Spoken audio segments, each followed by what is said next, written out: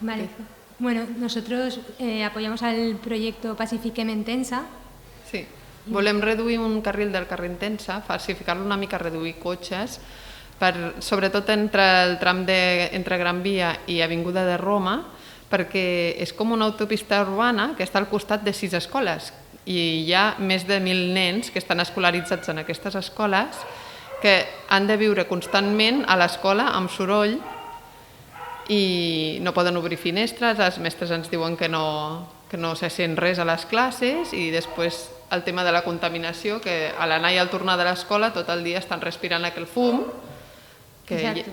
Lo que queremos intentar conseguir son espacios públicos humanizados y no pensados sobre todo para los coches y las empresas.